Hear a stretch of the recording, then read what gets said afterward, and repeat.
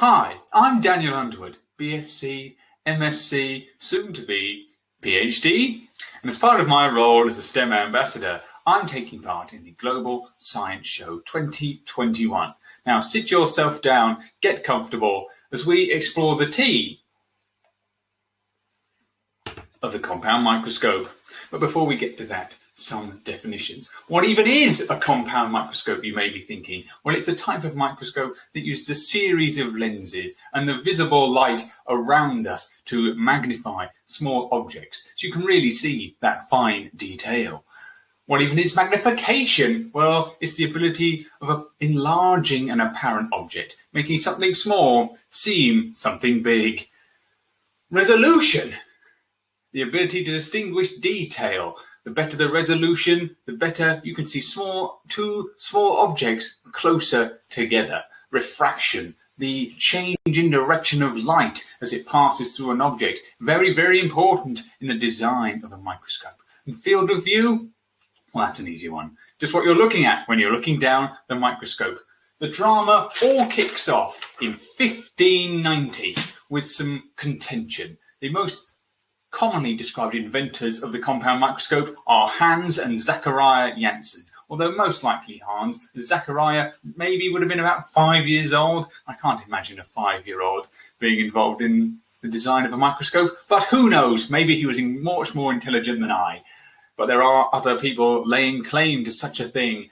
Their neighbour, Hans Lippershey, fellow Dutch native Cornelius Drebbel, and maybe even Galileo himself, although we'll get to him in around 20 years' time.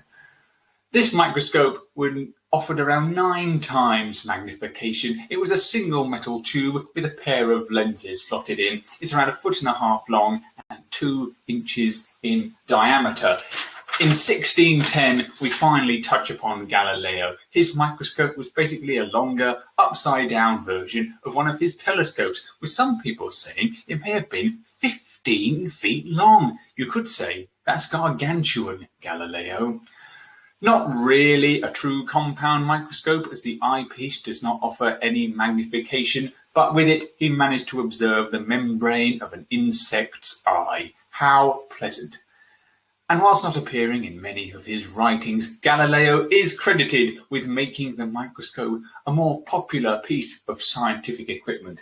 And this scientific equipment in 1625 is used in the apiarium, published and written by Federico Sessi and Francesco Stelluti. Apologies if I butchered their names there.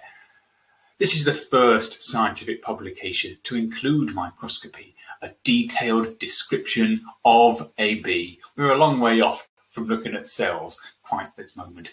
But the wonder of microscopy continues to grow throughout the 1600s. But it is in 1661 in which Marcello Malpighi, another name I may have butchered, an Italian anatomist, he discovers the capillaries from a piece of dried lung in a frog using a microscope a bit like this one here. In 1665, Robert Hooke, a 30-year-old, makes the first scientific bestseller, Micrographia, a volume filled with wondrous microscopy. He defined the word cell from looking at samples of cork, and he introduced some important big changes to microscope design. His microscopes could be tilted, and he introduced a flame and water lens, allowing him to perform his microscopy, even if it was cloudy, like it is here in Aberdeen, or at night. By the 1680s, Antoine van Leeuwenhoek had developed microscopes with up to 300 times magnification. So in less than 100 years, we have seen an astronomical improvement in the power of microscopes. And with these microscopes, he discovered a whole host of small wonders, from microorganisms to cells. He was a true genius.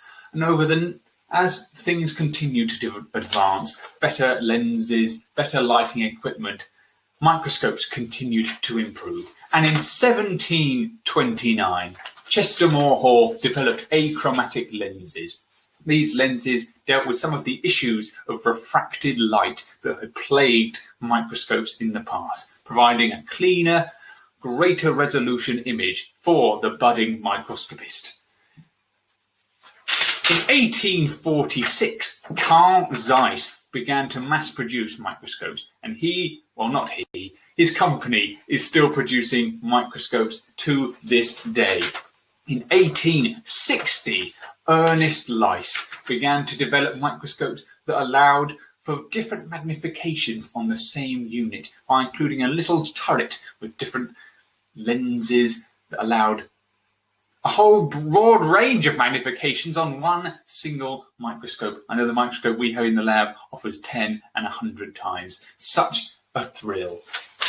In 1893, an employee of Carl Zeiss, August Kohler, developed an illumination technique, Kohler illumination, that improved the microscopic resolution by illuminating evenly the field of view.